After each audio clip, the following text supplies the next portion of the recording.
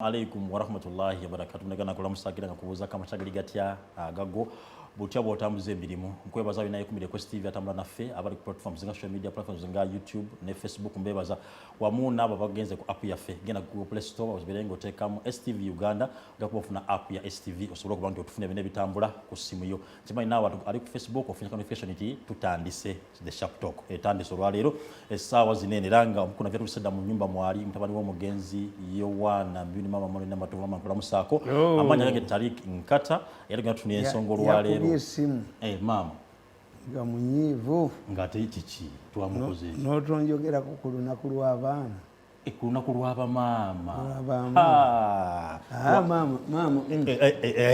mama mfukamite webale nnyo mama asonyiwe mama ekituufu mama asonyiwe alhamdulillah ekituufu ekyo mama asonyiwe tetwamukonyeeko mama asonyiwa ensonga eyo yabadde enkujo butakukoonako naye notankoonako omanye ekyaleese obuzibu gwamunyabunyeza bwotyo ekyaleese obuzibu naŋŋamba naye mukulu munnange bw'omulaba mugambe nkyaliyo mukulu gannuma baagakuba mugamba mukulu sikyamulaba naye omwana yanjagala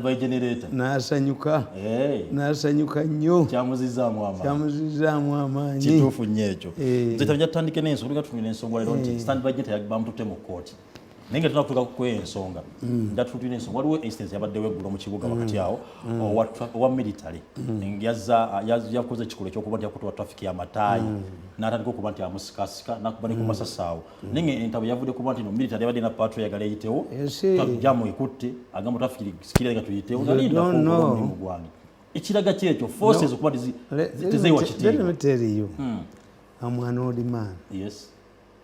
Tevalaba nagende wa papa nasabira mama wange awangaale. I'm 65. Yes. Ayina emeka ndi mwana wa mwenda ku baana 11.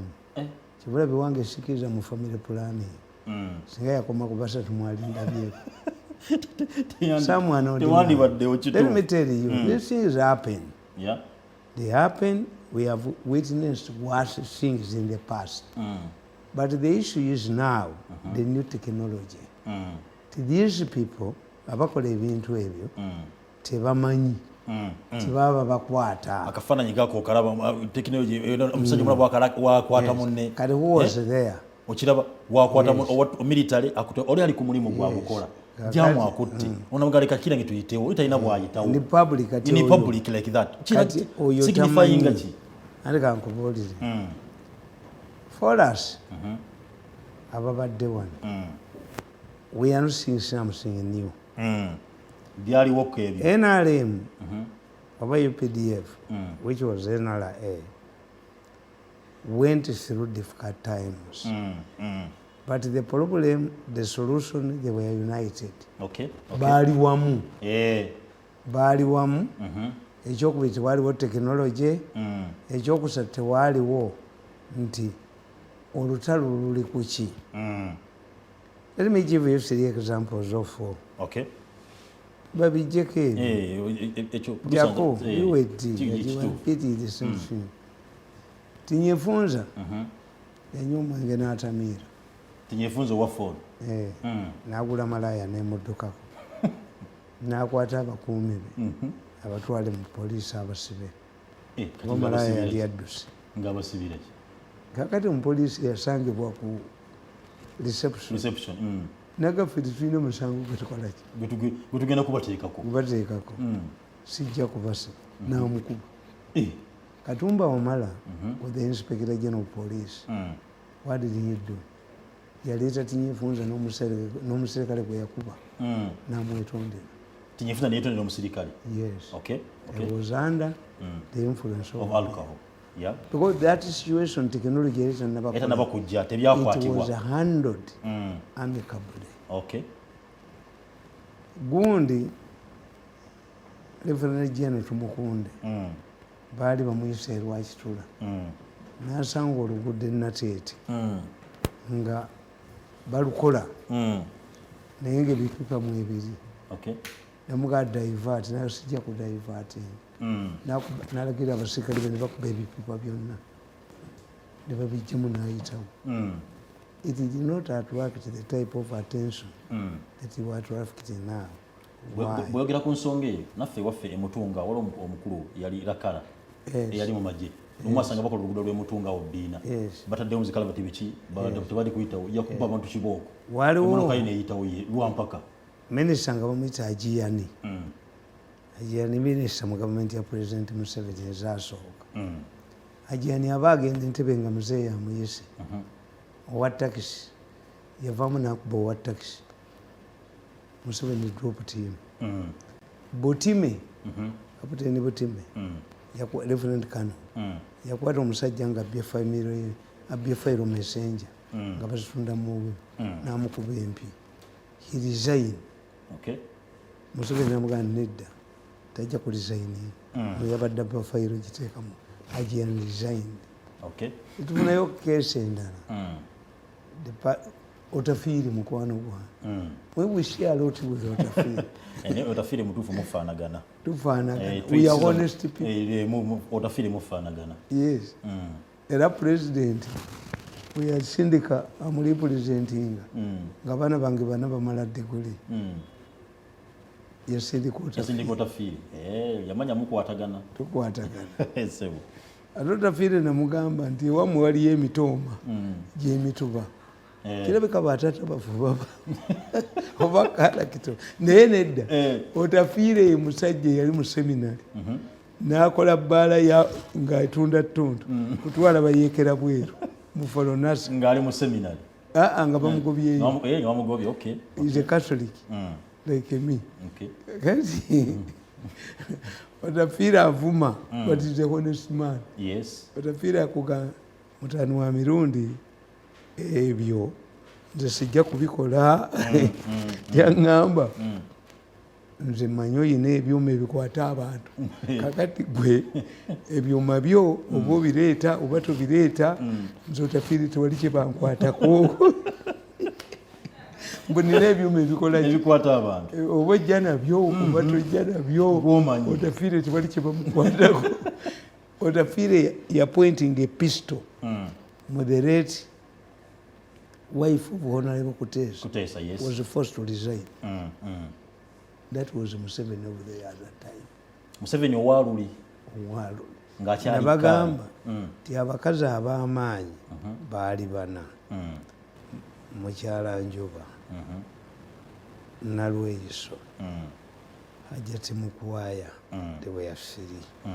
Zizinga yali alaga ewuwe erungujja n'asanga nga bakuba omuppi abaserikale be ne baparticipating nga tulisitire omubbi n'afa ne bakuba mu mawulire ti Zizinga abaserikale be bakubye Museveni surrendered Zizinga to the law enforcement agencies n'akwatibwako yateekebwa mu kkomera Luzira naye nga mu nsiko twatuuka ekiseera nga Zizinga tebakyamubuulira oba Zizinga appeared nekikunyu okuba kayiira. I don't know how Museveni selected her. Naye Zizinga yafiirwa abaana 9 mu nsiko ne batuuka n'obutamubuulira. Museveni surrendered Zizinga. Omuntu eyafiirwa abaana 9. The person who defended Zizinga in court was Henry Kayondo. Era yamuwerekera okukomawo mu NRC. Museveni did not help Zizinga. Bamusiba mu kkomera. Kakati the issue is why do these things happen? They're happening because tukimanyi mu military science nti when you have a war like the Russians, do you think the court martial can try omuntu akubya abantu mu Ukraine? You need them now. So discipline is the first victim in the case of a crisis.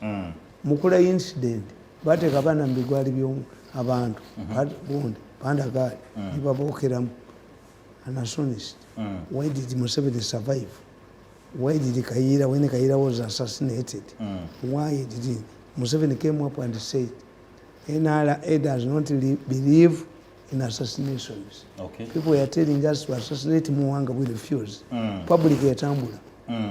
What is happening now? This is the factors that the government must look for. Okay. Nti, you must have spin doctors. You must preempt. But in this era of technology, social media, it is up to those soldiers to conduct themselves well. Ani yalanda binga nkubi omuntu oluyi. Ani yalanda binga ziyo pistol. Ani yalanda binga okubi omuntu enyondo. Noziyo Museveni yabagamba. Ti ayina acid, ayina enyondo, ayina emitayimbo mmotoka. Temufaako. Ayokyeyo omuntu omu. Mubakwateko n'okusinga kitata. Nze ndi musiru. N'okusinga ani kitata. Nze ndi musiru gwalabeko nga ziyo pistol.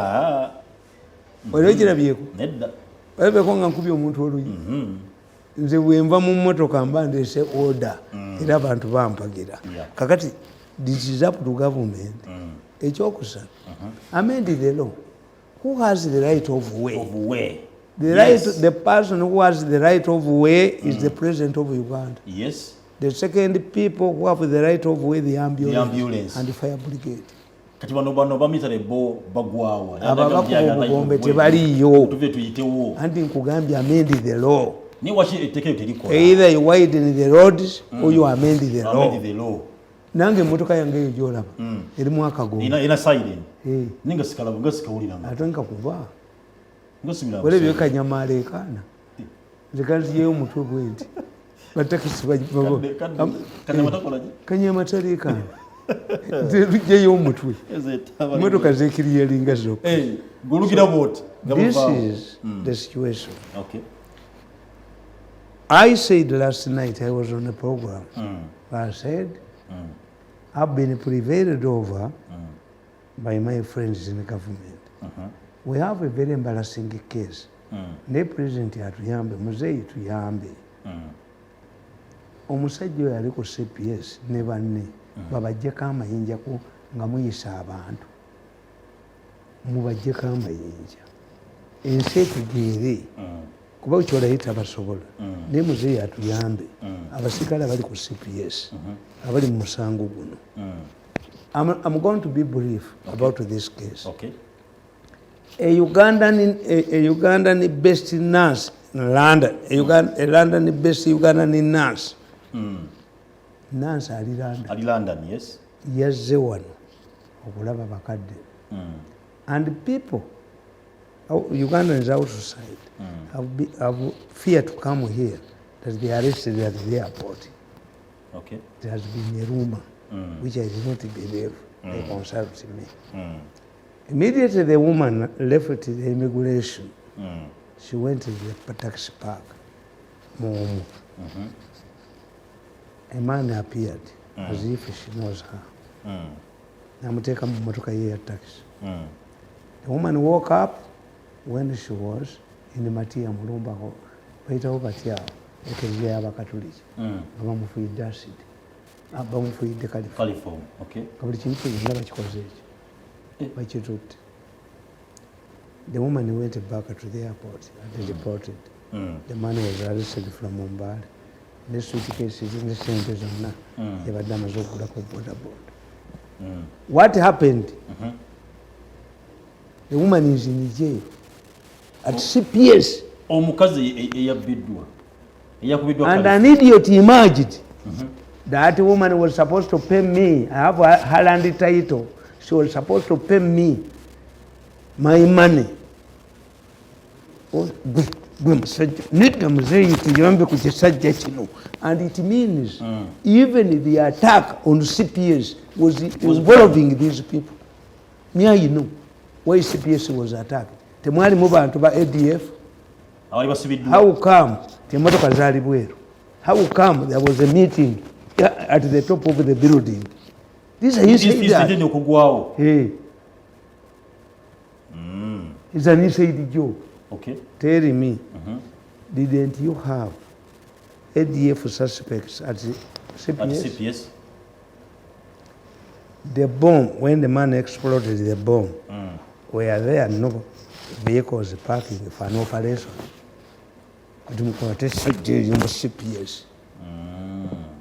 nti olaba omukazi omukazi bamuteganga ajja azze kusasula kununula kyapa kye ettaka liri Makerere was arrested at the airport nabbirwako buli kimu when the thief was arrested I rang muserikale agulimu nanga nti those are my superiors President it tells you why CPS became a target. Me and you there were ADF suspects at the station at CPS. Was it normal for the vehicles that were found at CPS nga baziparkings ebweru? Was it normal at that time abasirikale abakuba bonna okubeera bwali wa CPS?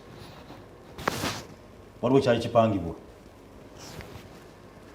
muzeeyi ekisajja ekyo ekiri ku CPS I rang these people and I told them release the woman on police bond oba ngambe president I rang the idiot he was very arrogant wayo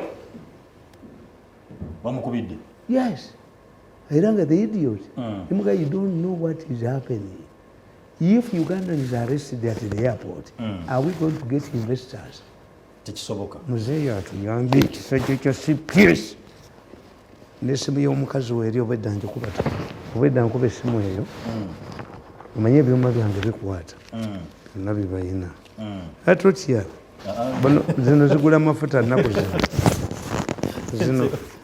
zino zo ziri empya zaffe zetubeera nazo weziri musajja awunya kaalite abagagga bawunya sente tebawunya malaasi olaba essimu y'omukazi ono enamba yeeyo Male Grace Musawo essimu ye eri 075 to 21 6124 or 0773 041 618. Yo mukyali yakwatiddwa. A nurse who came from London. Avudde London. Azze kununula kyapa ki? Azze kununula kyapa. Akwatiddwa abiddwako byonna kyayina ate kati ali mu kkomera. He is in custody. Kikiri e Uganda olwaleero. I warned these people. Release that woman on a police bond. Why talk to the president who offend them horse? The man said, who are you? Are you in charge of, are they in charge of this country? Uyakubuziza. Is Museveni and Muhoozi in charge of this country? Then who is in charge? Who is in charge? Kiva tulaba nti abakati yakwata. Beebamu beebo. Tulaba ebyo. Byemulaba ebyo. They are inside. Waliwo power endala eriwo. Eriwo. Tukiyita sabotafuge. A sabotafuge is a government within that is composed of criminals. Tukiyita sabotafuge. Kati ani atukulembera ng'eggwanga. And they should be arrested. Heads must roll at CPS. Ekisajja ng'ekyo bakikwate bakitwale Kololo bakijjeko ennyota zonna bakijje mu uniform ya police kigende ewaabwe. Nze Tamale otandika okwogera ebituka binene abatugoberera abannayuganda baggwamu amaanyi balekana okubeera no. Who is governing this country? Did you know that I am n'amasimu gaabwe gonna nga yina with the conversations? Yesterday nabakubidde aka last night nabakubidde akatambi why to tell you the man and this the mistake you make omuntu bw'abeera mu kizibu you desert him or her. This is when he needs you. Friends, the man nakubya akatambi a fake tape. I intended to help you. This man talked, vomited. We call it vomiting in political science. When a man vomits, don't abandon him. Don't abandon your friend. People are running away because power has shifted. Yes.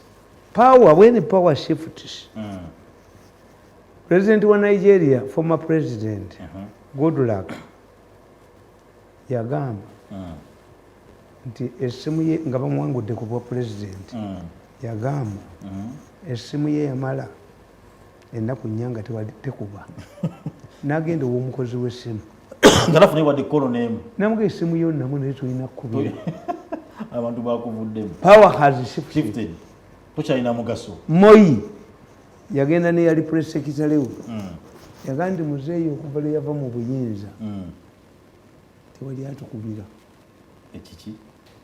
The Baganda say a tree that has lost fruits is deserted by the birds. Oguweddeko entonto ennyonyi ziguyita ttale. That's a power shift. Okay. Margaret Thatcher said, I was in power for 16 years. It affected my brains. I wake up early morning and I ask my staff, where's the chauffeur? Where are you going, madam? To the Prime Minister's office. No, you are no longer Prime Minister. Margaret Thatcher yagamba ntunula ku TV nenda banga tibanjogeddeko nenga yi lwaki gano mawulire madam they need the counselor. In fact Islam zamwerako emana Islam ono wa Gaddafi abasiraamu talking about Islam the religion musabira nnyo omuntu abadde mu buyinza ne bumuvaako nemusabira nnyo abaddeko n'ensimbi ne zimuggwako nemusabira nnyo afiiriddwe omuseyaalo gwabadde asula naye musabira bameka basatu. Why? Abantu awo embeera gye bayitamu tebera nnyangu abadde amanyina kyamanyidde okuba nakyo ne kati kiweddewo abasajja baddenga n'ensimbi abadde ebifo byalina okutuulangamu nakyabijjamu omusajja abadde mukulembeza dda kubirwa obugombe buvuddewo jamu naye amukwata. Omusajja yagamba there was a case in London.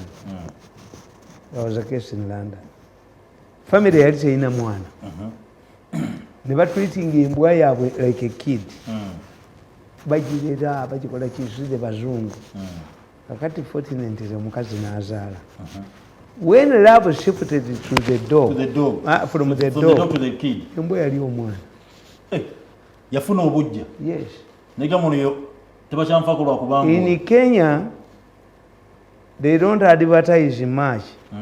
Ani yawangudde masomero kyebyo babyogera but celebrating omwana bali mu quarters esimu olina apafuminga bulungi mulala agenda okulaba nga pati zonna zikoleddwa the girl hanged herself. That's why the Bible tells us a political son yasaba kitawe byonna nebe yakomawo yamutira endiga esinga n'akola kinamwaniriza. It was ono yasigalawo n'anyiiga naye was telling you kyali kigambo if you misbehave nawe ojja kufaanana. Moi, President Moi yali musajja mugezi nnyo. Nze I've studied Moi politics. Moi yalina omusajja we nga eddisi we bamuyita alina mukazi basolamu babiri nabba ssente ze obuno nga buno obusigala mu musango. Moi n'amugamba nti tusulamu abo bonziba namugamba nze nkubba waayi you don't have a house at home. Teyamusiba yamuzimbira nnyumba ajjewo kiri ekibadde kimubbisa. Omusajja n'abba ssente Kenya mpitirivu nnyo ne ku boda ya Uganda ebusiya yasuulako n'agenda e Congo. Interpol n'emunoonya ne bamunoonya ne bamulya ssente zonna ne zimuggwako. Why?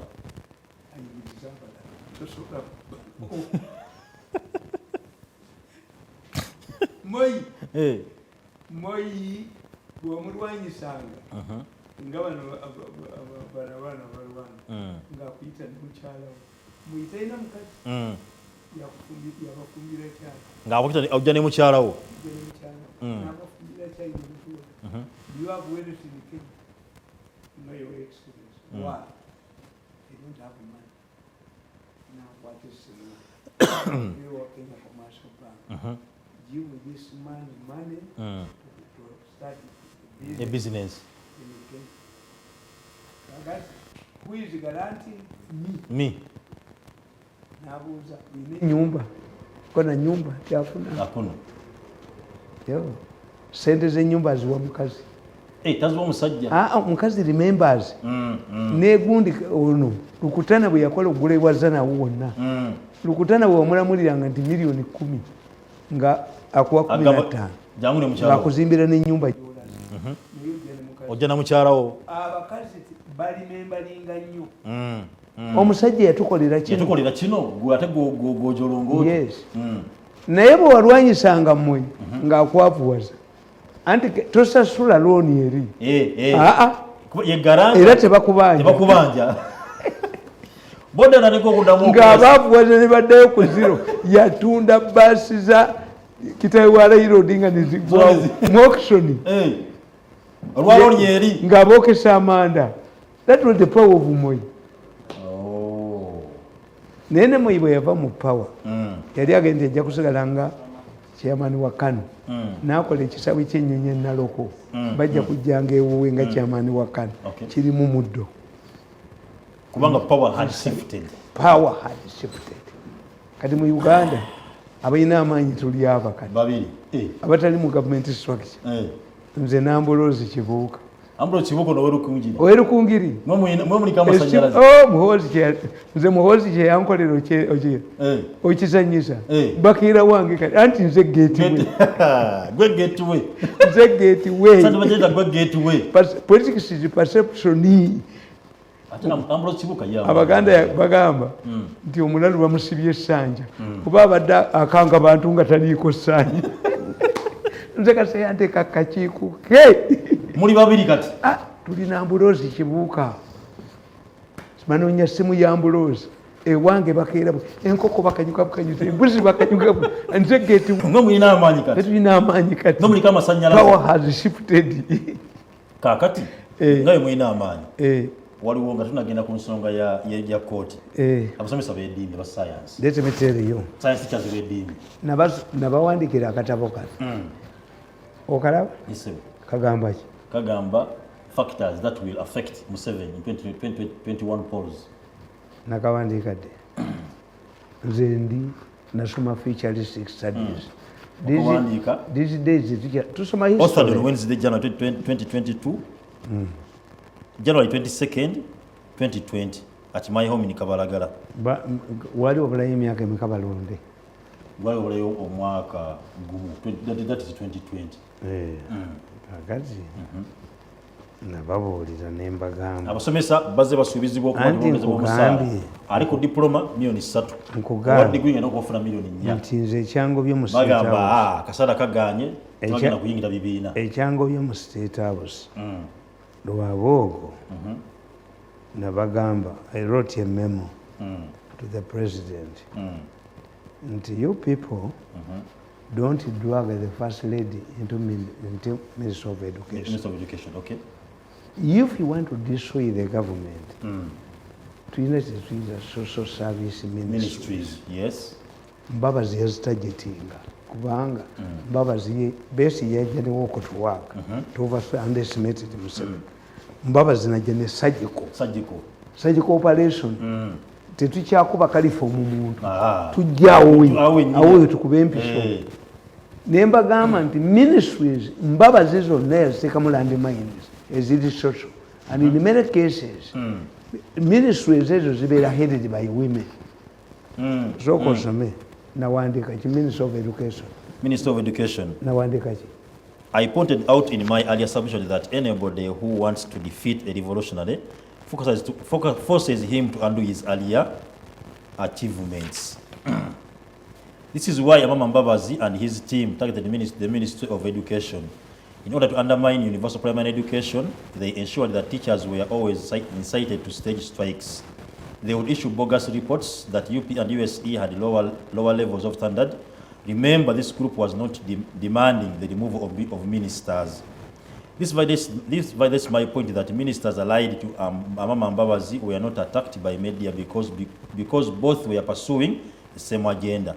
If the food sold in a hotel is bad, the customers must demand change in the management. However, the Mbabazi team was blaming Museveni but sparing Minister Alupo because she has been part of the Mbabazi agenda. This is why the media did not expose the selling of football fields to investors because this was beneficial to Amama Mbabazi. First and foremost, this was a fundraising exercise and that at the same time using it against the president asserting that he was not interested in sports. Why like Alupo, he was pursuing the same agenda. In normal circumstances, Bakabulindi would be receiving the same fire from sports lovers. Even after several futile attempts to qualify for AFCON, Bakabulindi was never criticized. Instead, fire was always dedicated to FUFA bosses like Lawrence Mulindwa because media was not trusted by Amama Mbabazi. Players were influenced to perform better whenever Amama Mbabazi officiated at the soccer matches and to perform poorly in case the vice president officiated at the same matches. Undermining UPE served three purposes. One, it would underscore its protest to the parents who hailed Museveni for enabling their children to go to school. They also wanted to review the program and prove that it was no longer attributed to solely to Museveni. They wanted to show that this program failed. This explains why the anti-Museveni forces like Zach Nirinjie were criticizing the program. They would create excuses at the beginning of the school term and during examination time.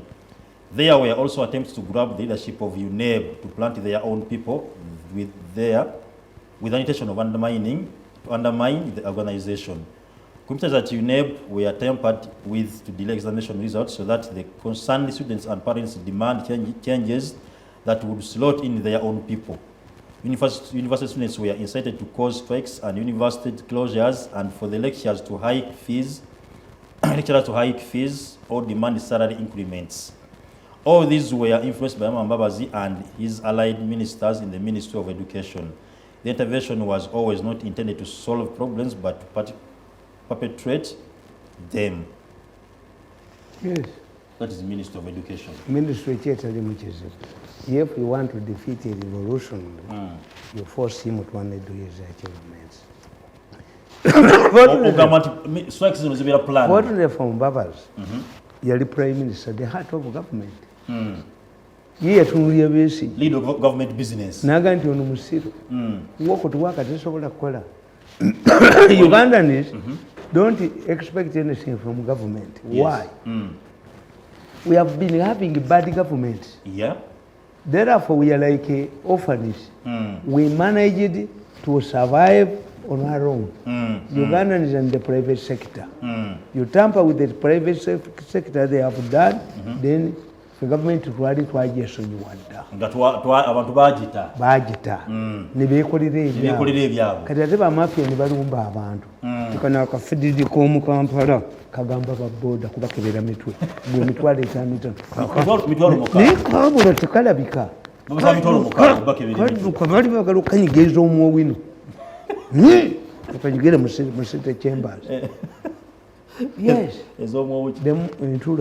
The moment you tamper with the informal sector, the private sector in Uganda, they made strikes. What would write to hail? To hail.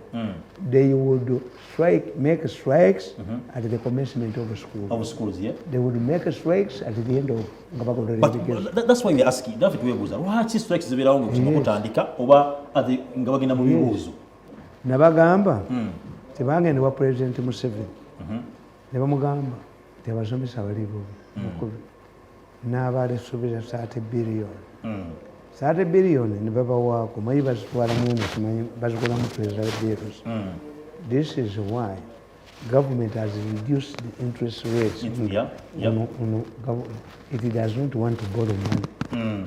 An economist kitegeera nti babadde bakwata ssente zebabbye mu gavumenti ne bazitwala kakati fixed deposit eri ku 15%. Yes. Museveni bwakuwa ssente tebazikuweera bills za 90 days ne bakutambuza bannalweso badde bazuuzaamu.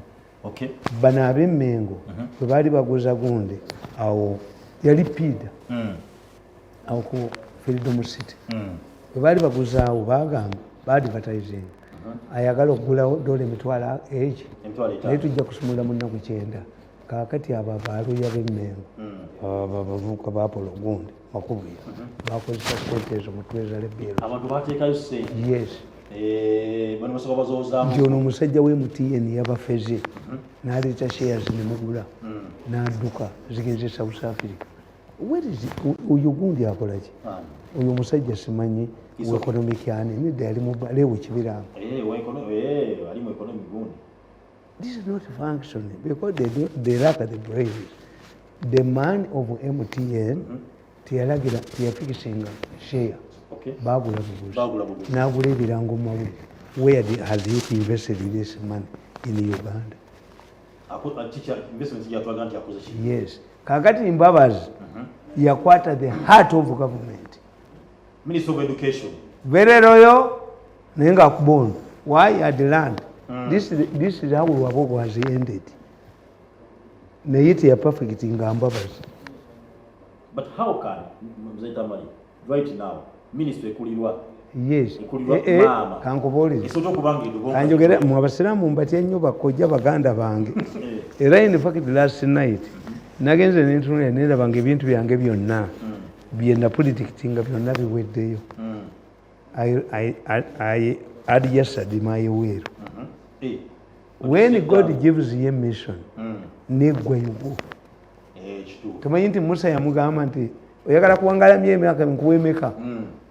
Kwata kundiga. Sibula omuddu wagende kati. Kubanga kati God has helped me in 9 years under suffocation. The political landscape has changed as I predicted. It's only Museveni mu revolutionaries eyakwata power. Galanga teyagenda mu nsuubizi. Omusajja omulala bamuyita George Kavuwa ku United Italy. Yolwamala ku United Italy yena agenda. Ono gundi George Washington ye yafuga. Museveni ze mundalane bamwezere basa mugundi teyafuga mundalane. It's only Museveni. Overall revolution bakimashi bajeno China tebafuga Kenya. Tebafuga Kenya. In fact the people who were in charge of Kenya are called the home guards. Abali bakolaborating n'abazungu against the Muhoozi. So I had yesterday my will. Will yange eri ku video. Because I think God needs me somewhere else. Anti maze myaka mwenda mbakubye nemba tuusa ku ttaka. Kakati I'm needed if ye but for me when I look at the people the way yanakoze gundi yange ya patwasiza aba mukulu wange yasigira tata waffe mukulu wange seka wazala ham ne Muhoozi abana bange anti Muhoozi mutuusiriza kati venifa mukirudi oli contented ndi contented family yange trustee board of trustees kubamba tekatonda tayinza kuwa bintu ebyo byonna nga gwe buli kyoyogera kibeereyo buli kyoyogera kibeereyo. I'm worried. I'm a very worried man. Toyinza kubaka katonda ampadde ebyo sisoma mu ddiini nze ni muntu wa shiriki naye le papa atenze gwe yawemekisa. I've survived poison 5 times. I've survived fellowship yankuba okunti yamuseeta buti yalimu abantu 100. Ojikubye bwomu one man army. Tumwebaze ne batuula. Lwabogo yagamba musajja mbuuza nagati is not me who wants to kill him. Ne my friend tumwebaze. Musajja nagamba nti when you kill a body the spirit survives. Yeah. We really could in a video. Who am I to survive? So you worry. Since our president Muganti, they have hired the shaggers. They deployed and another general. Okay. Katumba namukubira esimu nampita Koniman ne bamuhasa kati yalumbye bus zatamanyi nani. Can you impound the buses 90 buses those impounding a military transport ku bus emwe yakoze akabenje ezali zona zona enamba zatemeddwako nanyini songa yasinisa amanyu Katumba tadduka nanyini bus anti ono yabakuba abadduse ewuwe bonna yabakubye yabayita ku lw'omukaaga ne batajja powers shift n'agamba ADW bayite ku Sande bagaana okujja mbatandikeko kati Gasumba ye tamanyi Gasumba kye bamukozeho kimanyi anti Gasumba bamukoze bwe bati bano be baplantinga mu Nuupu baavumye Kasumba ne bamuteekako ebimunyeeza ku muwala n'alyoka bamuggyako. Kakati bo ye Kasumba tamanyi nti by destroying the opposition tubadde tulina embwa yaffe etaluma ng'eri awo mwagiteekaawo. Kakati Kasumba aboogera kati opposition tekyalina credibility mu bantu kituufu, which means we cannot create another fake opposition. Kati abantu bakitegedde nti opposition eriki eri fake. Kakati bukyagenda with a headless revolution nga teri agikkulira. Abantu bagendaga buli gwe tuteekawo kimanyi nti omukazi wazaala abaana nga bafa atuuka ekiseera n'agamba neyaliramye tamujjanjaba bwe kiri kakati tugenda agwamu amaanyi. kakati abadde Gasumba atukoze bubi nnyo. Abakubidde ekintu kyammwe. Tulina embwa yaffe etaluma kati Gasumba ayogedde ebyama tyagose mayembe teepu naye nga bamuzannya akazannyo kamu bamuvumye ku muwala we najjula